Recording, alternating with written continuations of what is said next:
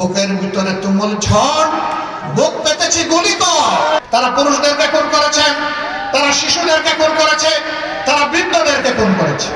জামাতে ইসলামী বাংলাদেশের স্বাধীনতার পর থেকে এদেশের পরীক্ষিত একটা দেশপ্রেমিক শক্তি। দেশের স্বার্থ কারো কাছে বিক্রি দিতে কখনো মিনমিন করে নাই, নীরবতা পালন করে নাই, বরঞ্চ সোচ্চার হয়ে বাগের গর্জন করেছে যে আমার দেশের স্বাধীনতা, আমার দেশের স্বার্থ কারো কাছে বিক্রি করব না। এই জন্যেই এত খুব সেই নেতৃবৃন্দকে দুনিয়া থেকে বিদায় করা, তাদের সহকর্মীদেরকে খুন করা, তাদের সবগুলো অফিস সিলগালা করে রাখা, তাদের লোগো কেড়ে নেওয়া, তাদের নিবন্ধন বাতিল করা এবং শাসনের শেষ হওয়ার 4 দিন আগে দিশাহারা হয়ে এই দলটাকে নিষিদ্ধ ঘোষণা করা। তারা সব করেছে। তারা আমাদের শত হাজার কর্মীকে খুন করেছেন, হাজার হাজার কর্মীকে তারা পঙ্গু বানিয়েছেন, অসংখ্য কর্মীকে গুম করেছেন। তারা নারীকে খুন করেছেন, তারা পুরুষদেরকে খুন করেছেন, তারা শিশুদেরকে খুন করেছে, তারা বৃদ্ধদেরকে খুন করেছে।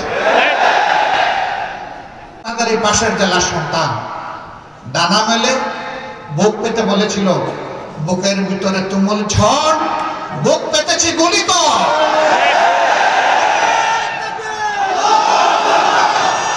এরা স্লোগান দিয়েছিল, আবু সাইদরা স্লোগান দিয়েছিল, উই ওয়ান্ট জাস্টিস। আমরা একটা বৈষম্যহীন সমাজ চাই, আমরা একটা মানবিক সমাজ চাই, আমরা একটা গর্বের বাংলাদেশ চাই, আমরা একটা অহংকারের বাংলাদেশ চাই। এই বাংলাদেশ বড় হবে শহীদদের রক্তের প্রতি সম্মান দেখানো বাস্তব নমুনা ইনশাআল্লাহ। চাঁদাবাজি বন্ধ করতেই হবে, দখলদারি ছেড়ে দিতে হবে, সন্ত্রাস করা যাবে না, দুর্বলের উপরে সবলের অত্যাচার চলতে দেওয়া হবে না। অফিস আদালত, মিল ফ্যাক্টরি, ইন্ডাস্ট্রি, কোর্ট কাছারি সব জায়গা থেকে ঘুষ নির্মূল করতে হবে, বৈষম্য দূর করতে হবে। মালিক তার বিনিয়োগের মূল্য পাবে, শ্রমিক তার ঘামের মূল্য ঠিক মতো পাবে।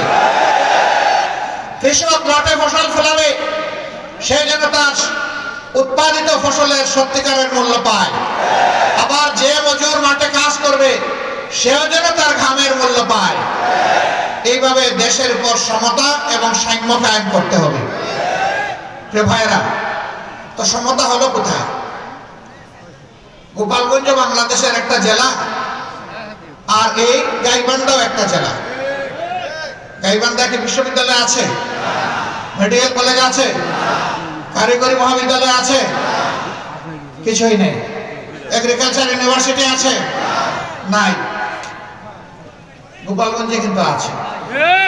গোপালগঞ্জে থাকুক, আমাদের কোনো সমস্যা নাই, এটাও বাংলাদেশের একটা জেলা। কিন্তু গাইবান্ধায় থাকবে না কেন? গাইবান্ধা কি বাংলাদেশের অংশ নয়? গাইবান্ধার মানুষের কি মুক্তিযুদ্ধ এবং এই 24-এর স্বাধীনতা সংগ্রামে কি কোনো অংশগ্রহণ নেই? গাইবান্ধার জনগণ কি দেশের উন্নয়নে অবদান রাখে না?